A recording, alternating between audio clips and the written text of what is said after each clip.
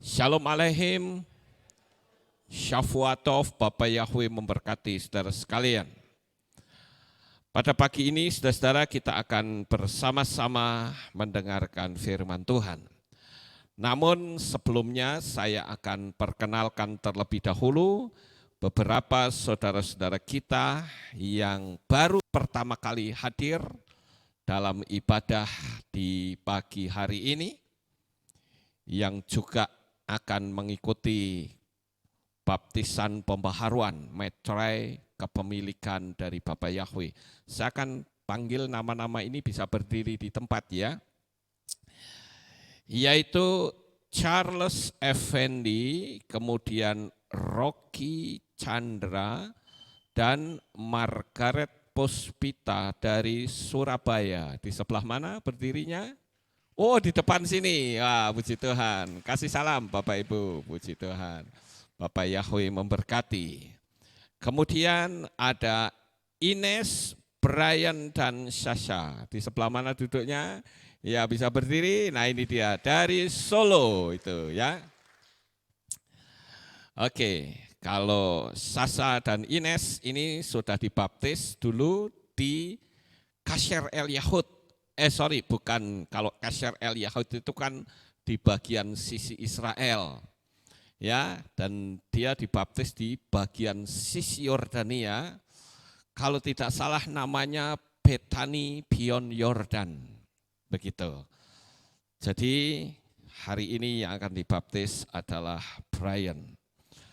Kemudian kita juga dikunjungi juga oleh Ibu Ika dari KPI Bandung. Di sebelah mana? Nah, ini bisa berdiri menghadap ke sana. Nah, ini dia saudara-saudara. Puji Tuhan.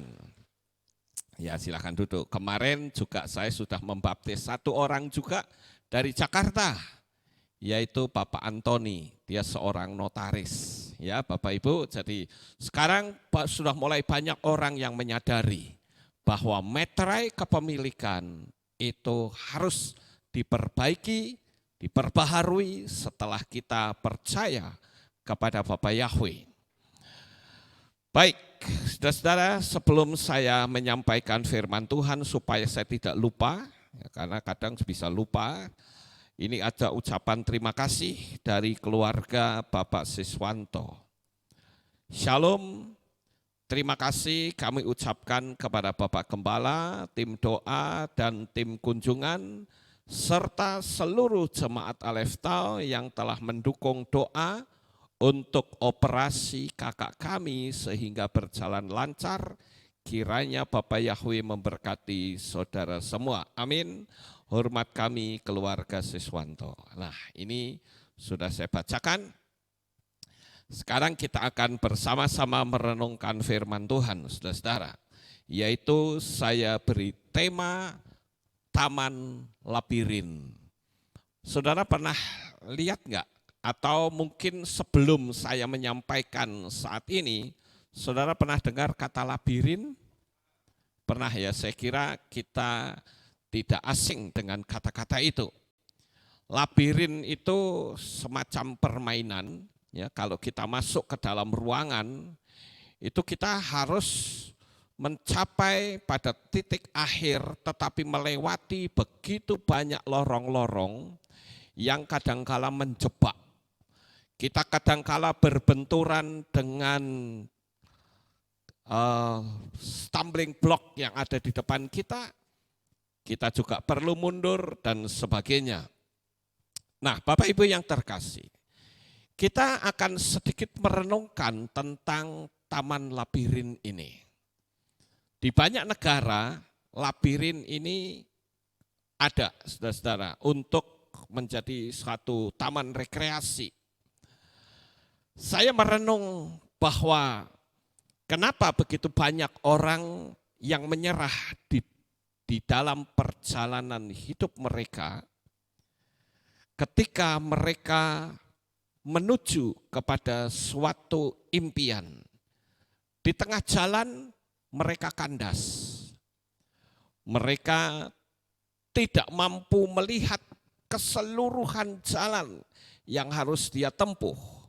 Jadi ibarat seperti mereka berjalan di taman labirin, saudara-saudara. Kita kadangkala memiliki satu visi dan impian yang besar. Namun ketika kita sudah menjalani berhari-hari, tetapi seolah-olah apa yang menjadi visi dan impian kita itu masih terlalu jauh. Apa yang menyebabkan hal itu terjadi? Karena kehidupan kita yang hanya bisa kita lihat itu memiliki jarak yang sangat dekat. Seperti ini, saudara-saudara. Kalau tadi kan ini kita lihat dari atas, bukan? Kalau dari atas kita tahu bahwa perjalanan kita itu sudah mendekati finish. Atau kita masih terlalu jauh. Karena bagaimanapun juga perjalanan hidup manusia itu harus melewati lorong waktu. Kita bisa melihat dengan mudah karena kita lihatnya dari atas. Tapi bagaimana kalau kita ada di tengah-tengah di sini? Maka yang kita lihat seperti ini.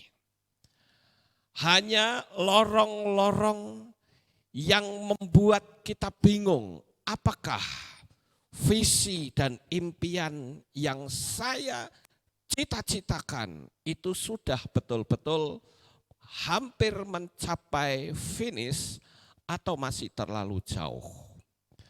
Bapak Ibu yang terkasih, kalau kita melihat hal ini dari jarak dekat, memang terkadang kita harus berhadapan dengan jalan buntu seperti orang ini.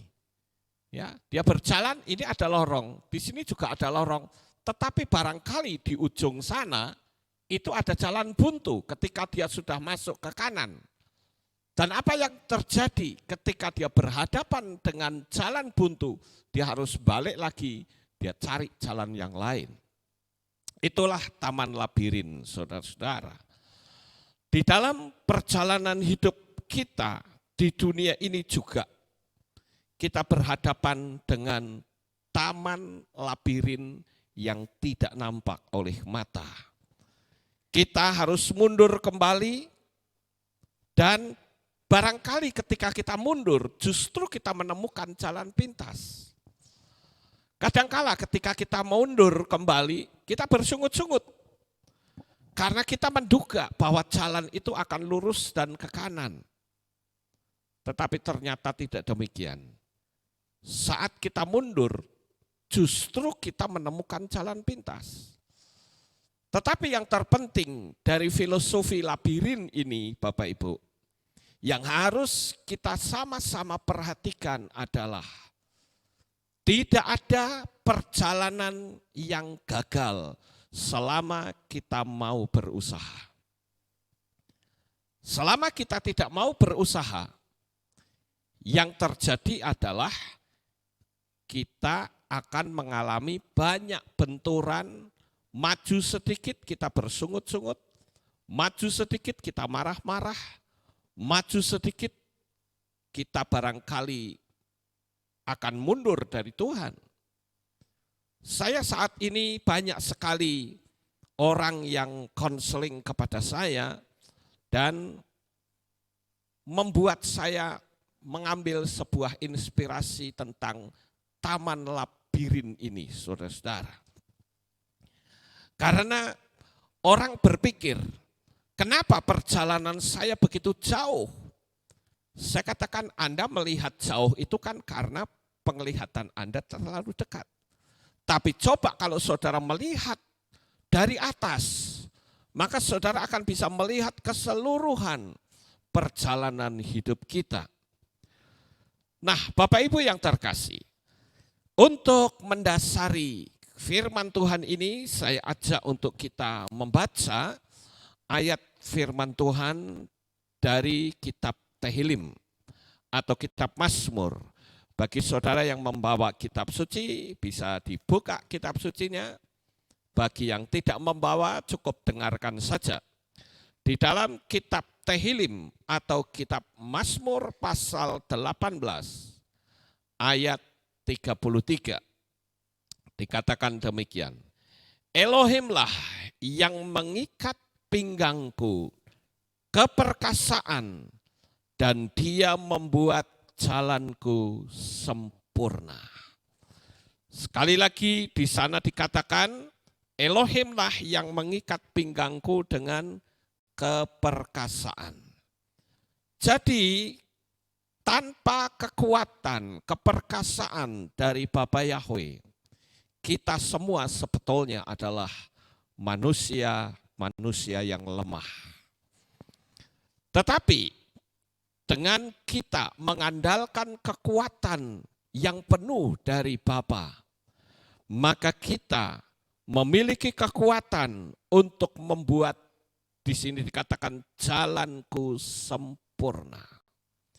Juga saya bacakan di dalam kitab Yesaya pasal 48 ayat 15, di sana dikatakan, Aku telah berfirman, ya, aku telah memanggilnya, aku telah membawanya dan membuat jalannya berhasil.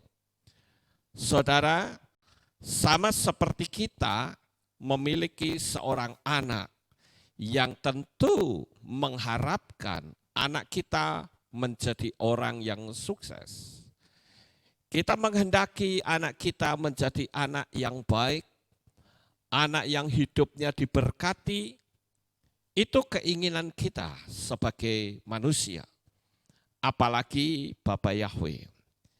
Dia pasti akan sangat sukacita dan senang dan berharap umat-umatnya menjadi orang-orang yang berhasil. Karena Tuhan pernah berkata, Aku akan menjadikan kamu sebagai kepala dan bukan ekor. Artinya hidup kita di dalam dunia ini juga harus memiliki pengaruh yang kuat di dalam dunia. Kita bukan ekor yang hanya ikut membebek kemana orang mau jalani. Tetapi kita mengikuti suatu perjalanan dengan prinsip apa yang telah ditulis di dalam kitab suci. Saudaraku yang terkasih, saya katakan kenapa kita harus melihat di dalam perjalanan hidup kita itu bukan dari sisi pandang kita. Karena selama kita melihat perjalanan hidup kita dari sisi pandang manusia, yang ada hanyalah kekurangan dan kegagalan. Karena sudut pandang kita itu hanya dekat sekali. Untuk bisa kita melihat jauh ke depan, tidak mungkin kita menggunakan mata jasmani. Kalau mata jasmani, paling-paling orang akan berkata begini, kita nggak usah ngomong gede teh, faktanya saja kita lihat. Faktanya kita hidup dalam kemiskinan. Faktanya kita utangnya banyak. Bahkan dikejar-kejar sama rentenir. Faktanya hidupku penuh dengan kesengsaraan. Itu fakta.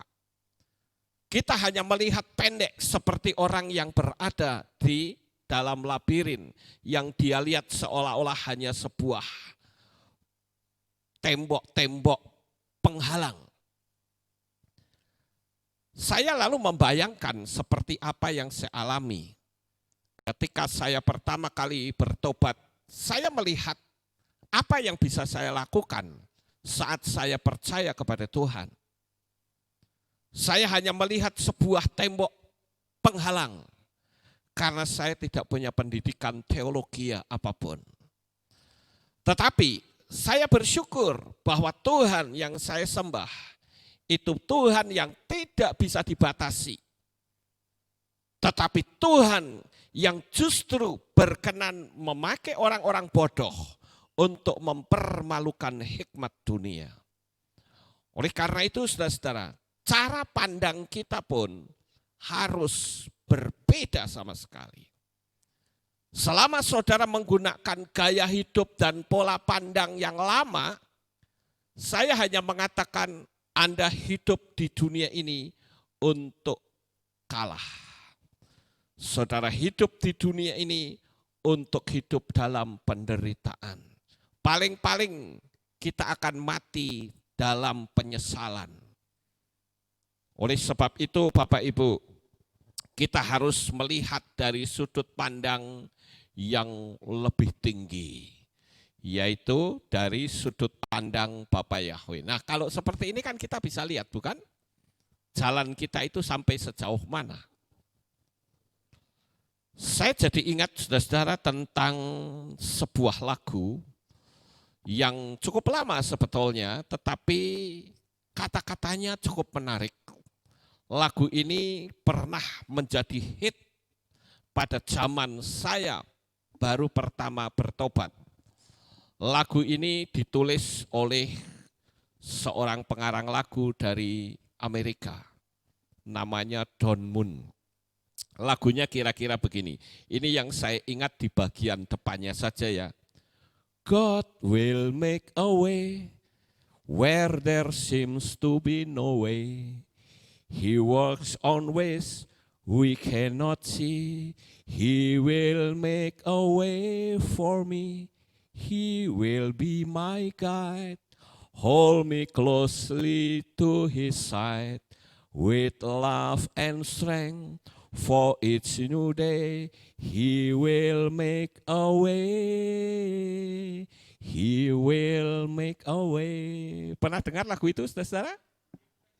Dia buka jalan, betul sekali. Dia buka jalan, saudara-saudara. Ketika tidak ada jalan, dia sanggup membuka jalan. Ketika kita berhadapan dengan stumbling block dalam dunia alam supranatural, mungkin di sebelah sini ada jalan buntu, saudara mundur juga jalan buntu, tetapi kita tahu bahwa He will make a way. Dia buka jalan.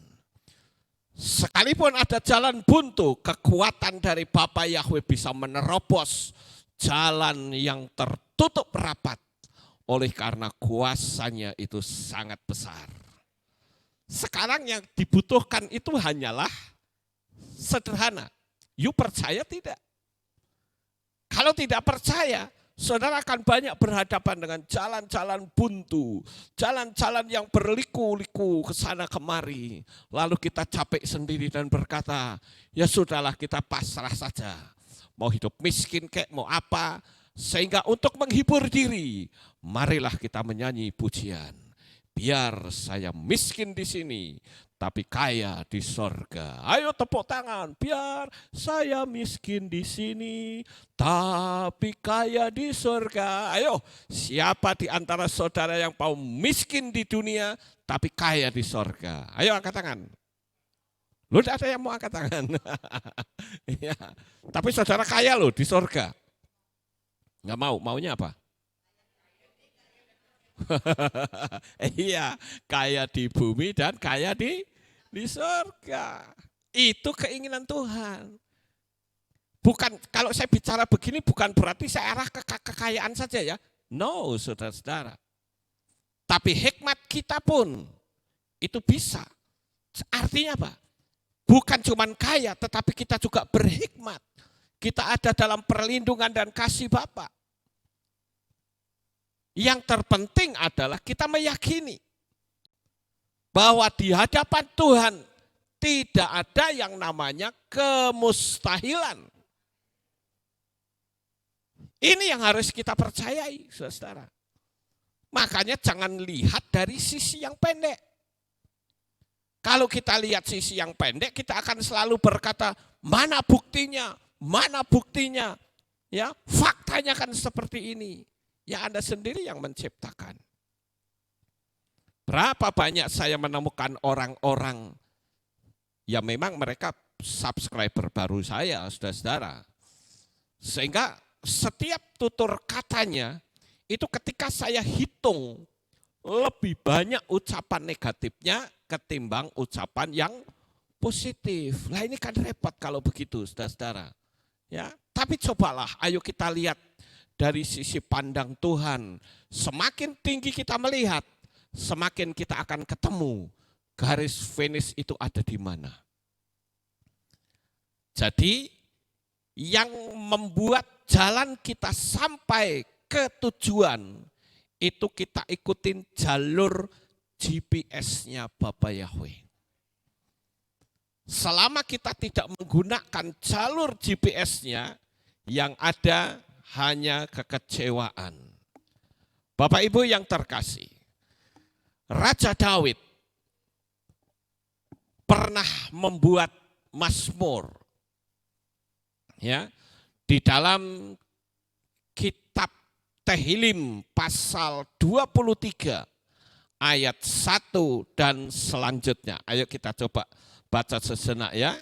Kitab Tehillim pasal 23 ayat 1 dan seterusnya. Oh, ini saya sangat tertarik sekali dengan ayat ini Bapak Ibu. Mazmur Daud. Yahweh adalah gembalaku. Aku takkan kekurangan. Kalau aku tak kekurangan berarti aku apa? Berkelimpahan. Benar sekali saudara. Ya, sama seperti ketika Yeshua berkata di dalam kitab Yohanan pasal 10 ayat 10. Pencuri datang hanya untuk mencuri, membunuh dan membinasakan. Tetapi aku datang supaya mereka memiliki hidup dan memilikinya di dalam segala kelimpahan. Saudara perhatikan kata segala kelimpahan. Kelimpahan apa kira-kira? Kelimpahan kasih bisa? Bisa. Kelimpahan hikmat bisa? Bisa. Bagi orang-orang yang merasa dirinya bodoh, seperti saya dulu. Saya merasa diri saya bodoh.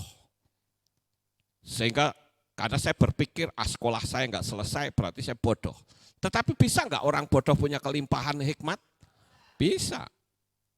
Bisa nggak saudara punya kelimpahan keuangan? Bisa. Bisnis saudara berlimpah-limpah bisa? Bisa. Tapi sekarang pandemi gimana tuh? Oh bagus, tetap bisa. Karena pertolongan Bapa Yahweh, mujizat Bapa Yahweh tidak bisa dibatasi. Mau pandemi kayak pandemo kayak enggak urusan bagi Bapa Yahweh. Amin Bapak Ibu. Tapi selama pikiran saudara berpikir ini zaman susah, zaman susah, zaman susah. Itu kata-kata masuk ke dalam alam pikiran bawah sadar dan hidup saudara mengalami kesusahan, jangan salahkan Tuhan. Karena engkau sendiri pencipta kesusahan itu. Jadi hari ini, apapun yang terjadi, pokoknya saya anaknya Bapa Yahweh hidupnya berkelimpahan, titik. Amin, haleluya. Kelimpahan segalanya. Ingat, di dalam kitab Tehillim 23 dikatakan, Yahweh adalah gembalaku, aku takkan kekurangan. Dia membaringkan aku di padang rumput hijau. Dia membimbing aku ke air yang tenang. Dia menyegarkan jiwaku. Dia menuntun aku di jalan kebenaran oleh karena namanya. Nah di sini perlu kita garis bawahi kata menuntun aku di jalan kebenaran.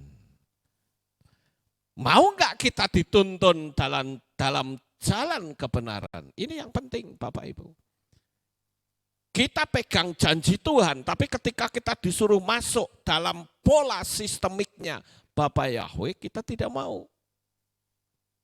Kita bisnis juga masih bisnis pakai gaya yang curang.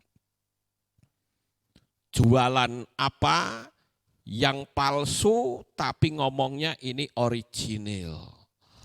Wah, kalau gaya hidup bisnis kita model kayak begini, habis kita saudara. Kita harus jujur di dalam berbisnis. Ya, dikatakan ia menyegarkan jiwaku, dia menuntun aku di jalan kebenaran oleh karena namanya. Namanya, nama siapa? Nama Bapa Yahweh, saudara.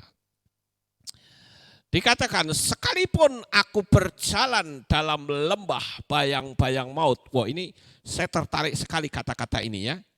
Sekalipun aku berjalan dalam lembah bayang-bayang maut, aku tidak takut bahaya, karena engkau besertaku. Gadamu dan tongkatmu, keduanya menghibur aku. Di ayat 4 ini saya sangat tertarik sekali. Kita berhenti di ayat ini ya. Menarik sekali Bapak Ibu. Kenapa? Karena di sana dikatakan sekalipun aku berjalan di lembah bayang-bayang maut. Ya, lembah bayang-bayang maut itu adalah betul-betul ada lembah yang namanya lembah bayang-bayang maut, saudara. Nah, lembah ini biasanya sering dipakai untuk tentara saat dia berperang. Dia berusaha untuk menggiring musuhnya masuk ke lembah ini. Kalau dia masuk ke lembah itu, mustahil bisa keluar. Tetapi Raja Daud pernah masuk ke tempat itu dan dia bisa keluar. Nanti saya akan tunjukkan lembah bayang maut itu macam kayak apa. Ya. Tapi ini sangat menarik sekali. Kenapa? Karena sekalipun dia berada di lembah bayang-bayang maut, di lembah bayang-bayang kematian, tetapi yang dia ingat itu adalah gadamu dan tongkatmu. Dikatakan gadamu dan tongkatmu keduanya menghibur aku. Artinya ketika kita berada dalam bahaya, maka pikiran dan hati kita yang kita ingat adalah kekuatan Bapa Yahweh yang maha dahsyat. Tetapi bagaimana dengan kita saat kita menghadapi masalah? Saat ini yang sering saya lihat di luaran sana, orang banyak menghadapi masalah khususnya pekerjaan dan keuangan. Yang mereka pertama kali pikirkan itu adalah aku mau cari utangan kepada rentenir, siapa yang bisa tolong saya? Kenapa kita tidak berkata, aku mau berlindung kepada Bapa Yahweh. Aku percaya akan kuasanya yang takkan pernah berubah. Saya beritahu sedikit ya Bapak Ibu. Kalau kita masih bersahabat dengan energi negatif, seperti hutang, mengandalkan manusia, itu kita akan ada dalam lingkaran kemiskinan dan penderitaan. Tapi hari ini saya beritahu, stop Anda mengandalkan itu dan bencilah hutang, bencilah meminta manusia. Saya berani jamin atas dasar firman Tuhan, engkau akan dijauhi oleh kemiskinan. Engkau akan dibenci oleh kemiskinan dan dia akan lari daripadamu. Kalau kemiskinan itu lari dari kita, yang ada pada diri kita apa? Kekayaan. Tetapi kenapa kadangkala kita nggak pernah nyampe ke situ? Ya sama seperti kita berbenturan dengan tembok-tembok di taman labirin. Yang banyak berbicara itu mulut kita. Yaitu apa kira-kira? Ngomel terlebih dahulu. Setelah ngomel apa? Marah-marah, kepahitan dengan orang lain. Bagaimana saudara bisa bebas?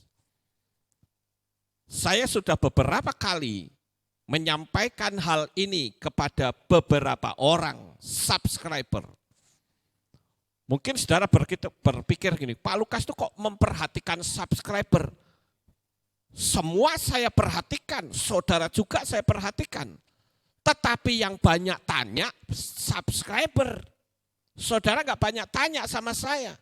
Jadi saya berpikir saudara itu fine-fine saja. It's okay, no problem. Tapi kalau subscriber yang tanya kan saya mesti layani. Karena mereka juga mengakses video saya. Jadi saudara tidak boleh cemburu ya. Kalau saya menjawab beberapa subscriber, saudara tidak boleh cemburu. Amin. Karena doa saya, saudara yang sudah lama dengar firman Tuhan, saudara lakukan hidupmu makmur selamanya. Itu doa saya. Kalau subscriber yang baru mereka bertanya, ya saya harus layani saudara-saudara. Dan kebanyakan mereka mengalami banyak kendala di situ. Mereka berbenturan terus dengan stumbling block yang ada di depan. Saya bilang coba Anda mundur sedikit. Ketika Anda mundur, mungkin yang saudara temukan bukan jalan tertutup lagi, tapi justru saudara menemukan jalan pintas. Atau kalau memang mundur itu ada stumbling block, depan juga ada stumbling block, maka kita bisa nyanyi seperti tadi. Dia buat jalan saat tiada jalan. Kadang kan kita ketemu dengan hal-hal seperti itu Bapak Ibu. Kita mau maju nggak bisa, secara logika nggak mampu. Saya mundur juga kebentur. Ya harus bagaimana dong? Ya dia yang buka jalan. Suruh Bapa Yahweh dengan kemahakuasaannya membuka jalan. Dan saudara tahu kalau dia yang membuka jalan, kemustahilan berubah menjadi mujizat yang besar. Ambil contoh gampangnya itu ketika bangsa Israel dikejar oleh tentara Firaun. Mereka dikejar, dia lari, di depannya itu ada lautan Kolsom. Di belakang ada tentara dengan pedang terhunus. Mereka diperhadapkan antara mati dan hidup. Ayo pikir secara logika. Kira-kira bangsa Israel akan luput dari tentara Firaun itu macam apa? Menurut saudara, gaya apa yang bisa melepaskan mereka dari pembunuhan massal tentara Firaun? Ada yang bisa jawab? Apa? Gak ada yang bisa kan? Gak ada jalan, saudara-saudara. Orang depannya lautan Kolsom kok mau mabur. Bisa mabur kalau ada sayapnya. Mau pakai apa coba? Bikin rakit, berantakan semua. Tetapi saya katakan, dia buka jalan. Tapi sayangnya, sebelum mereka mendapatkan mujizat lautan terbelah, itu orang-orang fasik yang ikut bangsa Israel keluar, itu biang pengacaunya, saudara-saudara. Dia selalu berkata, emangnya nggak ada kuburan apa di Mesir? Sekarang kita berhadapan dengan lautan Kolsom, kita mati dah di sini. Dan apa yang terjadi saudara? Mulut mereka ngomel. Yang mereka lihat itu bukan dahsyatnya Bapa Yahweh. Yang dia lihat itu adalah tentara Firaun. Padahal antara tentara Firaun dengan umat Israel ada apa di situ? Ada tiang awan dan tiang api. Artinya ada penyekat. Sekatnya itulah Bapa Yahweh. Sehingga tentara Firaun tidak bisa merangsek masuk membunuhi orang-orang Israel. Tetapi kenapa ya anehnya orang-orang Israel kok pikirannya bukan melihat yang dekat di mana Bapak Yahweh ada bersama dia, yang dia lihat kok tentara Mesir. Bukankah ini sama dengan kita Bapak Ibu? Berapa banyak di antara kita yang menyadari bahwa sebetulnya Bapa Yahweh itu dekat dengan kita. Dia sekali-kali tidak akan pernah meninggalkan saudara. Tetapi hanya gaya berpikir kita saja yang salah. Kita selalu fokus pada masalah. Kenapa kita tidak fokus pada kekuatan Bapa Yahweh yang maha perkasa? Tapi pagi ini saya beritahu, ayo lihat kemahakuasaan Bapa Yahweh. Fokuskan kedahsyatannya dia, maka dia akan buka jalan.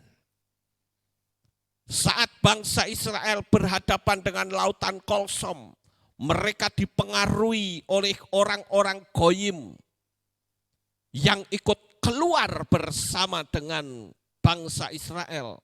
Mereka berkata apa? Mati kita di sini. Kita tidak akan pernah bisa menikmati kehidupan yang sebenarnya. Kita akan dipanggang hidup-hidup, kita akan dijadikan sate mungkin sama orang-orang Mesir. Bisa berpikir negatif seperti itu. Tetapi saudara-saudara, pada saat masalah besar yang ada di depan mereka dibuat jalan oleh Bapa Yahweh, maka akhirnya mulut mereka berubah. Untung ada lautan Kolsom. Jadi secara logika lautan Kolsom itu bisa membinasakan mereka. Tetapi di tangan Bapa Yahweh, lautan Kolsom itu menjadi jalan keluar. Hari ini, jikalau saudara berhadapan dengan masalah sebesar apapun, jangan ngomelnya dulu, jangan emosinya dulu, jangan marahnya dulu, tapi lihat keperkasaan Bapa Yahweh akan bekerja dalam hidup saudara. Jadi hari ini betul-betul saya ingin saudara tempatkan diri saudara seperti Daud. Di tengah-tengah kesulitan seperti apapun, dia selalu mengandalkan Tuhan. Saya lanjut pembacaan kitab sucinya, saudara-saudara. Dikatakan sekalipun aku berjalan dalam lembah bayang-bayang maut, aku tidak takut bahaya karena engkau besertaku. Gadamu dan tongkatmu keduanya menghibur aku. Engkau menghidangkan makanan di depanku, di hadapan lawan-lawanku. Engkau mengurapi kepalaku dengan minyak dan pialaku penuh melimpah. Ini ayat 5 ini justru Tuhan itu hendak menunjukkan perbedaan antara orang yang mengandalkan dia dengan orang yang tidak. Di sini sangat jelas dikatakan engkau menghidangkan makanan di depanku, di hadapan siapa? Lawanku. Berarti musuh kita ada di depan kita enggak? Ada, tapi kita bisa makan di depan musuh kita. Artinya apa?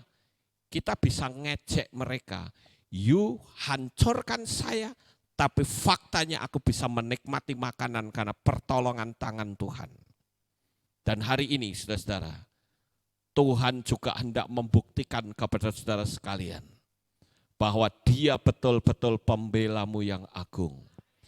Dia betul-betul Tuhan yang konsisten, yang tidak pernah melalaikan akan janjinya yang ajaib. Yang dia butuhkan hanya kita mau percaya, andalkan. Kalau saya lihat dari ayat ini, kayaknya Tuhan itu orang Jawa bilang ngece ya saudara-saudara. Ngasih makan di depan musuhnya. Jadi musuhnya itu sengaja dibuat dipermalukan. Karena ternyata mereka tidak bisa serang, malah kita bisa menikmati makanan. Jadi sangat luar biasa, engkau menghidangkan makanan di depanku, di hadapan lawan-lawanku. Engkau mengurapi kepalaku dengan minyak, pialaku penuh melimpah.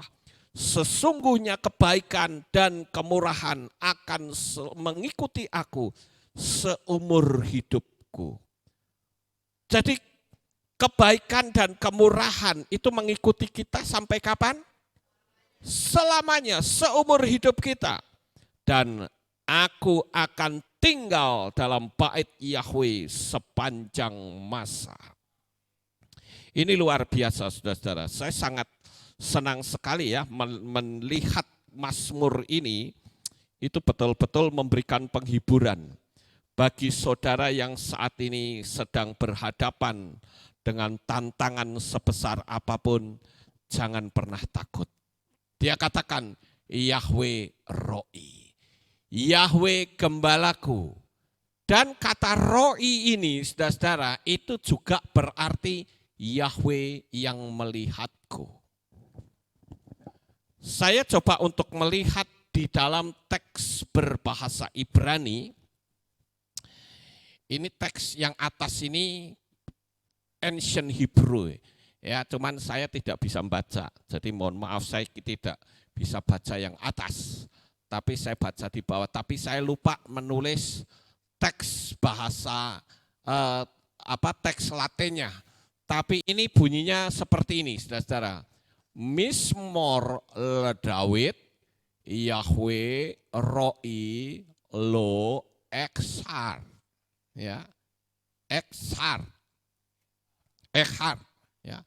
Exar nih. Het samek res. Exar gitu ya. Jadi Bapak Ibu, kalau kita melihat di ayat ini itu sangat luar biasa ya.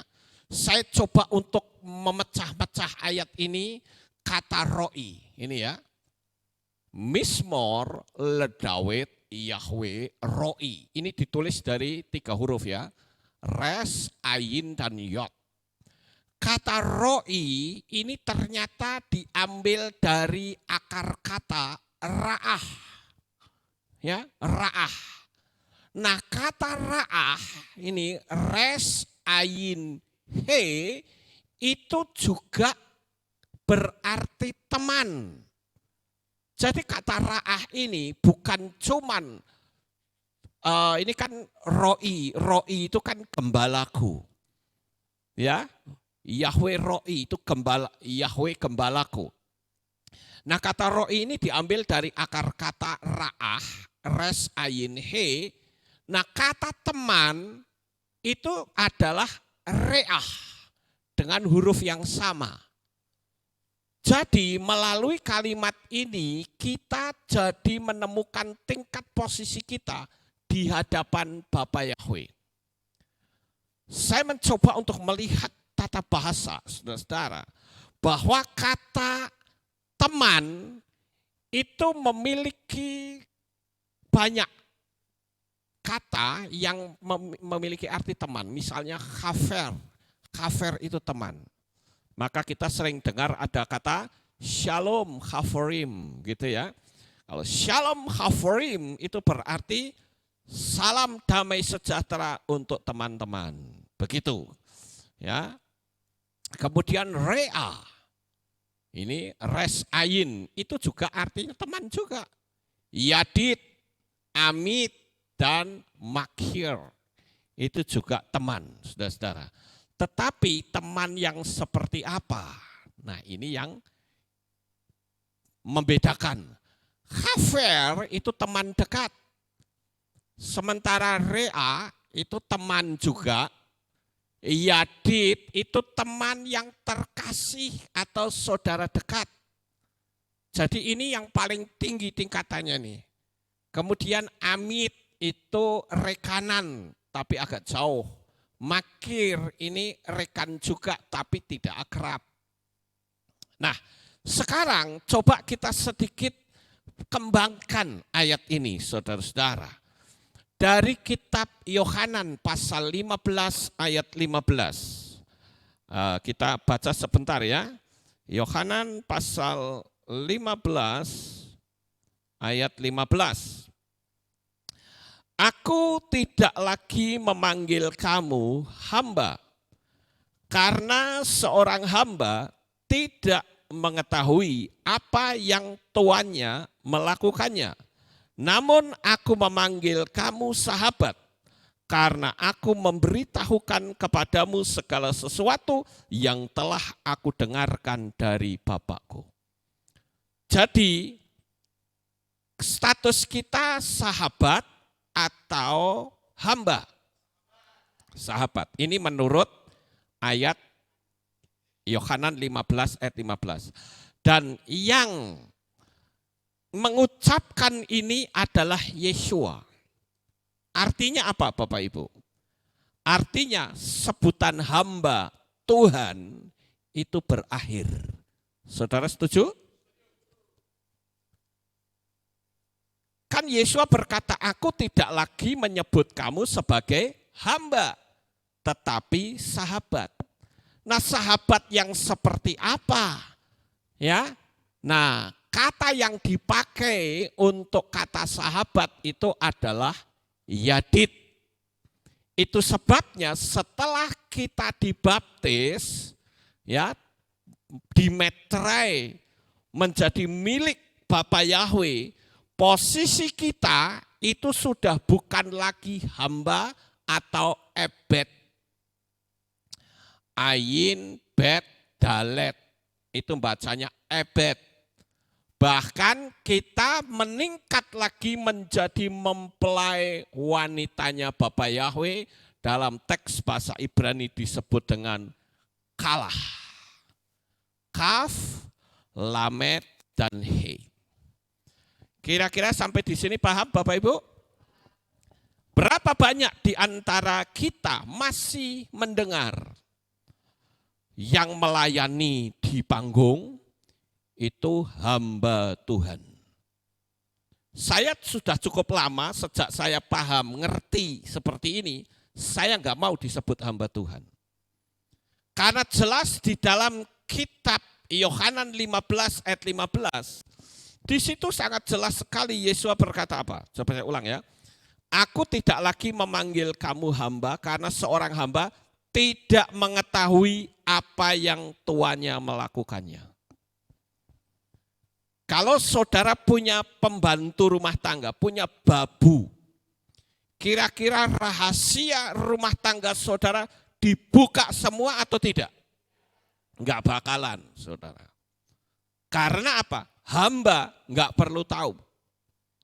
Dan hamba itu memanggil bosnya itu siapa? Tuan. Ya.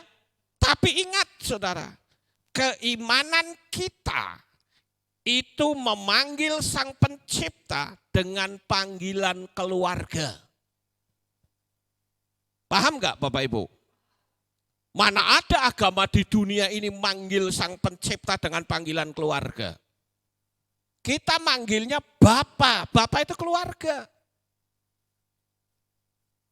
Dan keluarga itu sangat penting, saudara. Makanya saya katakan, statusmu sekarang bukan hamba Tuhan, tetapi mempelai-mempelainya Hamasya. Saat Yesua datang, dia datang untuk hambanya atau untuk mempelai wanitanya? Untuk mempelai wanitanya. Dikatakan bahwa nanti Mesias akan datang untuk yang kedua kali. Dia datang sebagai mempelai pria. Lah mempelai wanitanya siapa? Ya kita. Lah kalau kita hamba, apa mungkin kita bisa terangkat, saudara? Saya katakan hamba itu kerja karena apa? Duit, ucirik-ucirik, saudara-saudara. Hamba itu bekerja karena uang. Tetapi mempelai itu bekerja karena kasih. Paham Bapak Ibu? Jadi posisi saudara itu adalah seorang mempelainya Hamasya. Rabi Shaul sendiri mengatakan bahwa kamu sudah dipertonangkan. Yang namanya ditonangkan itu berarti calon mempelai. Jadi jangan sampai kata-kata mempelai ini diambil sama kaum teroris, saudara-saudara. Coba teroris kalau pasang bom di tubuhnya, ngomongnya apa? Siapa yang akan jadi mempelainya? Iya toh? Masa mempelai kok ngebom, saudara-saudara? Mana ada seperti itu? Itu kan bukan hukum kasih namanya. Jadi ini status ini penting loh saudara. Kenapa? Karena saya harus memperbaiki status ini. Karena status itu yang menjadi penentu hidup kita seperti apa. Coba kalau hamba, saudara gak akan tahu rahasia. Kebenaran firman Tuhan gak akan terbuka karena Anda hamba. Jangan saudara berpikir apa, saya kan rendah hati, saya kan hamba, namanya juga pekerja. Emang mempelai gak bisa bekerja? Bisa. Ya. Jadi saya di sini meluruskan istilah-istilah yang keliru dalam dunia Kristen pada umumnya. Saya nggak urusan orang mau percaya, mau terima apa enggak, emang gue pikirin. Ini pemahaman yang saya sampaikan kepada saudara. Ya, bahwa statusmu bukan hamba Tuhan, tetapi mempelai Hamasya. Amin. Kita juga melihat di dalam kitab Matius pasal 25 ayat 1 sampai 10, di sana ada cerita tentang 10 anak dara yang menanti mempelai pria. Di situ tidak disebut hamba, tapi mempelai. Status mempelai itu begitu luar biasa. Kita bangga dengan status yang Bapak Yahweh berikan kepada kita. Amin. Bayangin kalau hamba itu status kita tuh rendah banget loh, hamba. Dan hamba itu dia tidak bisa ngerti apa yang tuannya lakukan. Rahasia-rahasia penting nggak akan dibuka, saudara-saudara. Contohnya ya kita sendiri. Hamba juga tidak mendapat hak waris. Secara umum ya, kalau saudara punya anak, keluarga saudara sehat, baik, saudara mau kasih warisan itu untuk anak saudara atau untuk pembantu saudara? Pasti untuk anak. Begitu juga Bapak Yahweh. Status kita yang sebagai mempelai, maka kita punya hak waris untuk mendapatkan kerajaan Syamayim. Ya, jadi ini harus kita ketahui, saudara-saudara. Kemudian, nah ini yang cukup menarik bagi saya, Bapak Ibu, yaitu tentang lembah bayang-bayang maut. Ya, ini saya tulis sekarang ya, Gam ki elek begeit salmawet.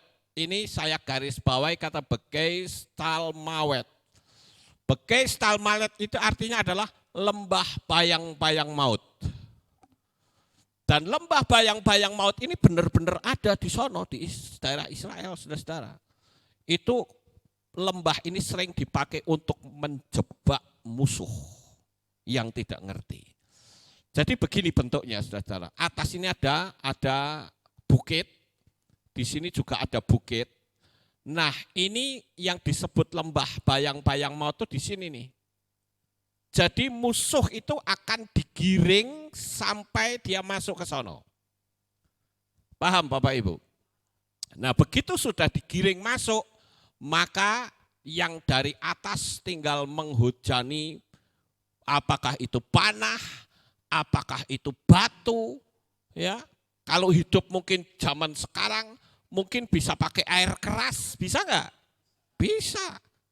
Jadi orang yang sudah masuk ke lembah bayang-bayang maut, the valley of the shadow of death, lembah bayang-bayang maut, itu sulit untuk bisa keluar, saudara-saudara.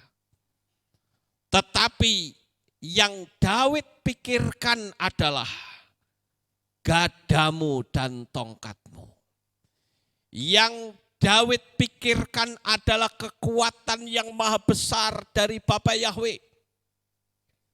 Jadi hari ini, jikalau saudara berhadapan dengan lembah bayang-bayang maut, bahkan sedang berada, minimal yakini dulu bahwa engkau bisa keluar dari situ.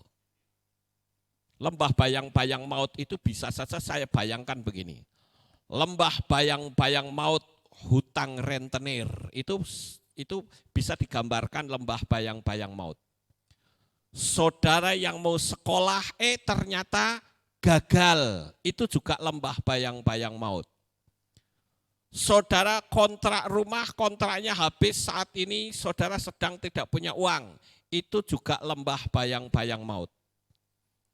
Tetapi saya tekankan sekali lagi, ayo andalkan Bapa Yahweh. Dia bukan Tuhan yang tidur, saudara-saudara.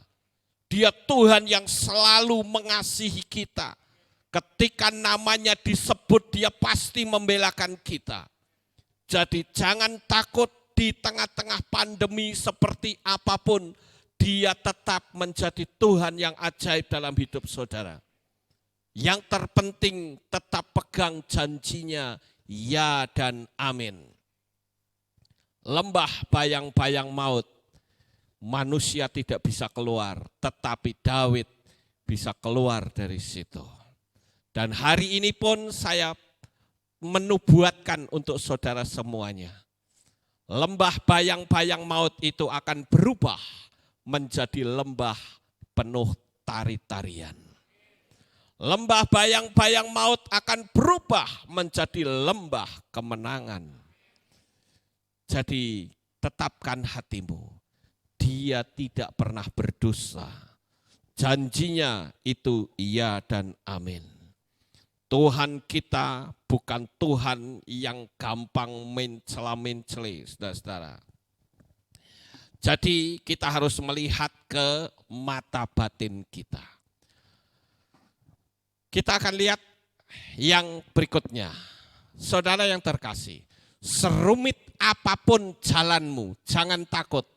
Ada GPS-nya Bapa Yahweh, jangan pindahkan tujuanmu. Amin. Ini sudah merupakan prinsip. Sebagai penutup, saya akan ceritakan sebuah kisah nyata yang cukup menarik, bahwa di luar kemampuan manusia itu ada pertolongan Tuhan. Kisah ini saya pernah menceritakan beberapa tahun yang lalu, tetapi tidak ada salahnya kalau saya ceritakan kembali. Ini cerita tentang seorang dokter yang bernama Dr. Lin Tung Tung.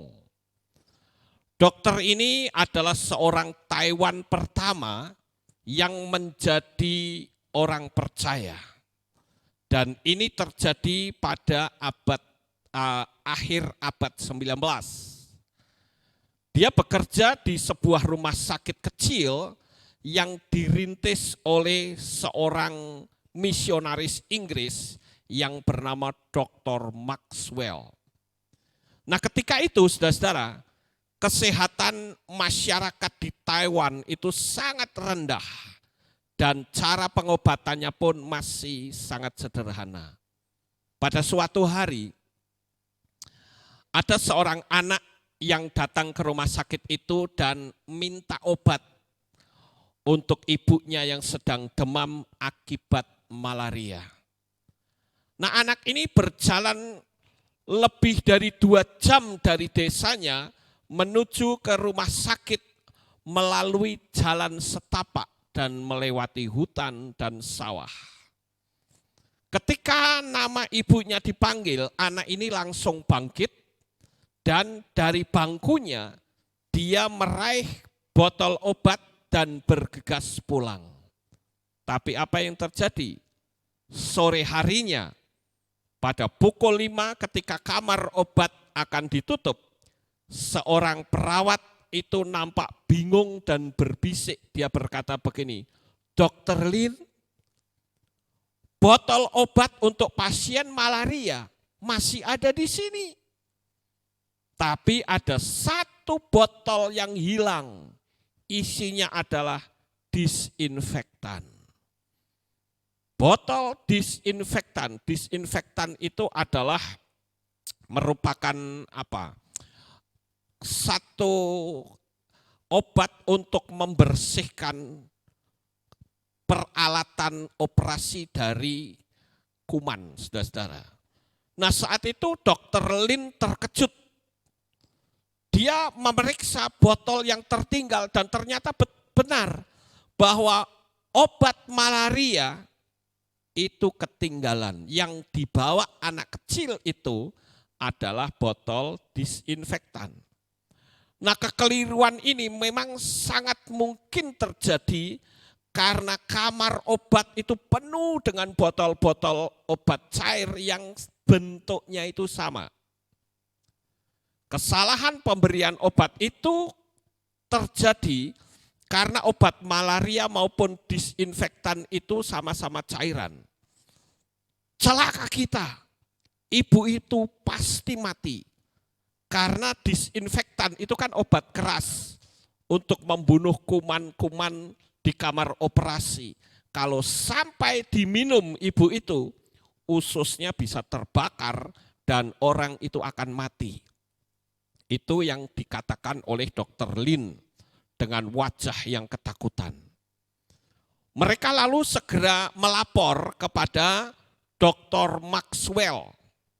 Apa yang terjadi, saudara? Saat Dr. Maxwell itu mendengar berita itu, dia memang agak marah pada saat itu. Kenapa itu bisa terjadi? Sekarang itu pukul 5. Anak itu pasti sudah pergi jauh. Jadi sudah hampir tiba, tidak mungkin kita bisa mengejarnya. Kita juga tidak tahu desanya itu. Lalu apa yang dilakukan oleh Dr. Maxwell, saudara-saudara? Dia merenung sejenak dan dia berkata begini, mulai hari ini semua obat keras tidak boleh diletakkan di atas meja. Sekarang panggil semua karyawan di rumah sakit ini. Kita berkumpul dan kita berdoa. Kita minta pertolongan dari Tuhan. Dan saat itu pula semua karyawan di rumah sakit itu dikumpulkan dan berdoa. Dan Dr. Maxwell lah yang memimpin doanya. Di dalam doa dia katakan, Tuhan, kami telah membuat kecerobohan. Ampuni kami. Nyawa seorang ibu sedang terancam. Tolonglah dia. Cegahlah anak itu agar tidak meminum obat yang salah itu.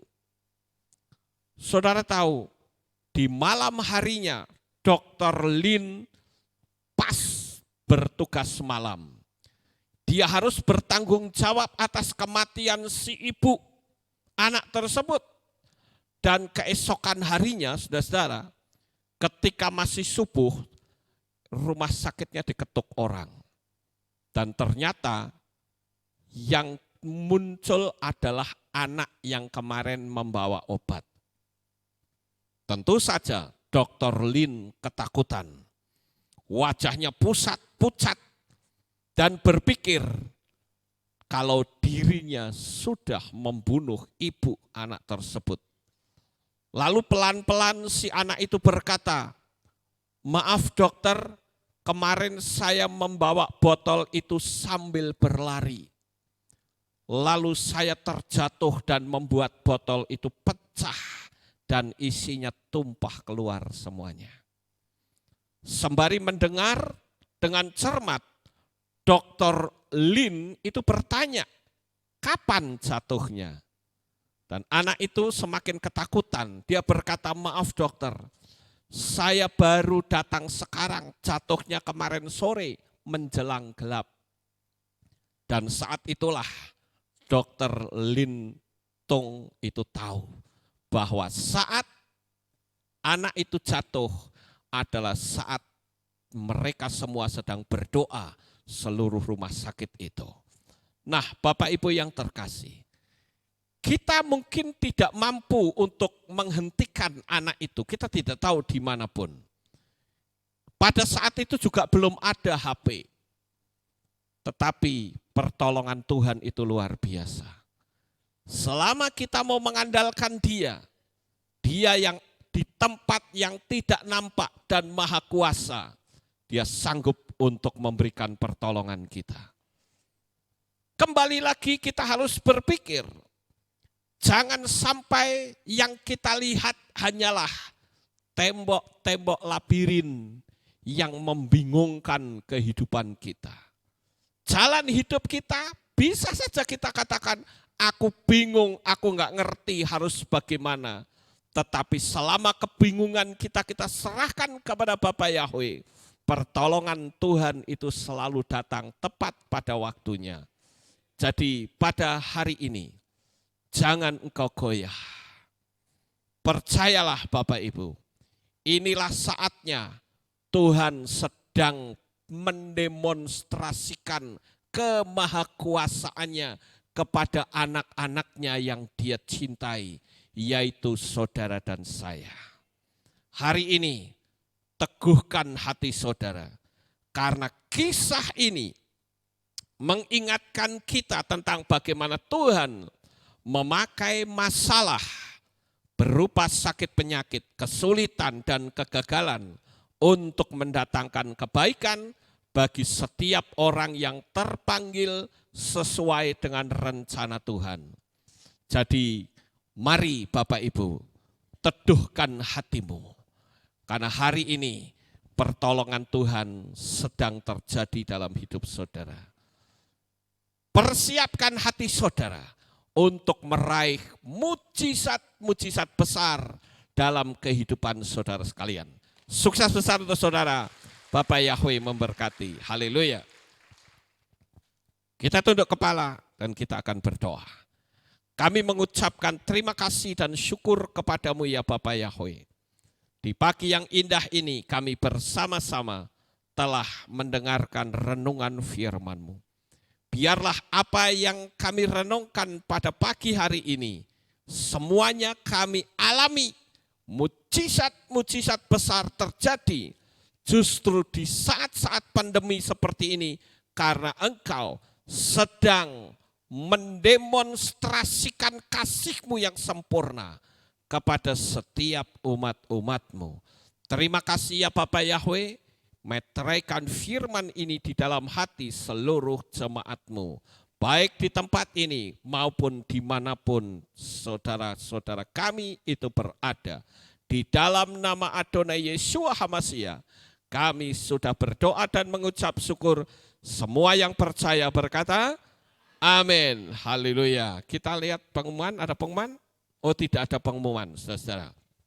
Ya, karena tidak ada pengumuman, kita akan akhiri ibadah kita. Saya mengundang jemaat Tuhan kita bangkit berdiri dan kita akan tutup di dalam doa. Bagi saudara yang mungkin akan ikut baptisan pembaharuan, saya tunggu jam 9 pagi ini. Ya, selesai saudara bisa pulang dulu, ambil pakaian, saudara bisa masuk baptisan. Mari kita akan tunduk kepala kita berdoa. Terima kasih Bapak Yahweh. Selesai sudah ibadah kami di pagi ini. Bapa, Engkau memberkati anak-anak-Mu semuanya.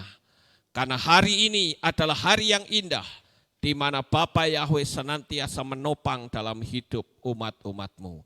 Terpujilah Engkau ya Tuhan, karena kami semuanya adalah mempelai-mempelai HaMashiach yang sangat dikasihi oleh Tuhan. Dan hari ini kami mempersembahkan tubuh jiwa roh kami dalam tangan-Mu. Sebentar anak-anak-Mu akan pulang, Tuhan jaga lindungi peliharakan mereka sampai di rumah dengan selamat. Pertemukan kembali pada jam-jam ibadah mendatang di dalam ikatan tali kasih-Mu. Terima kasih ya Bapak Yahweh, inilah doa syukur yang kami naikkan kepadamu. Di dalam nama Adonai Yeshua HaMashiach, kami sudah berdoa dan mengucap syukur. Mari kita angkat tangan kita dan kita akan menerima berkat Kohanim. Haleluya. Yevarechecha Yahweh wa yishmerecha.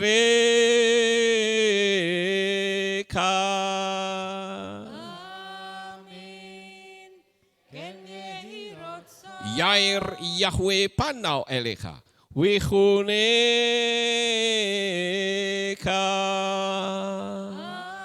Amin. Ken yehirotsa. Isa Yahweh panau elecha. Wayashem lecha shalom. Amin. Ken yehirotsa. Baruk atapair ufaruk atabasaneh. Engkau akan diberkati di kota dan kau akan diberkati di ladang. Amin. Baruk peripitne ka ufriat matka ufri fahem teka shekar ala peka wa esterot soneka. Diberkatilah buah kandunganmu, diberkati hasil bumimu, diberkati hasil ternakmu, anak-anak lembumu dan anak-anak dombamu. Amin. Baruk tan akhau misyarteka, diberkatilah bakulmu dan tempat adonanmu. Amin. Baruk ata boboy kau faruk ata berseteha, dan kau akan diberkati pada waktu kau masuk dan kau akan diberkati pada waktu kau keluar. Amin. Baruk ata Yahweh Eloheinu melek haolam, besem Yeshua hamasya waruah hakodes kile olam fahed. Kami sudah berdoa dan mengucap syukur.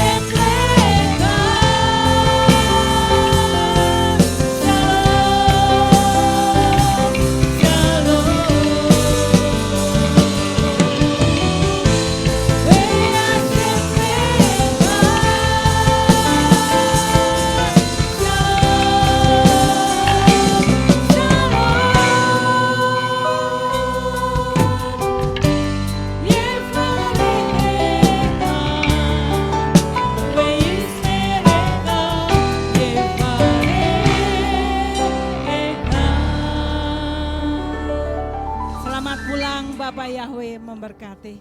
Dikala ku berdoa, teringat kamu, jauh mata memandang, juga ada kamu. Karena besar kasih-Nya, kita dijadikannya satu dalam keluarga besar Yesus Tuhan. Dikala ku berdoa,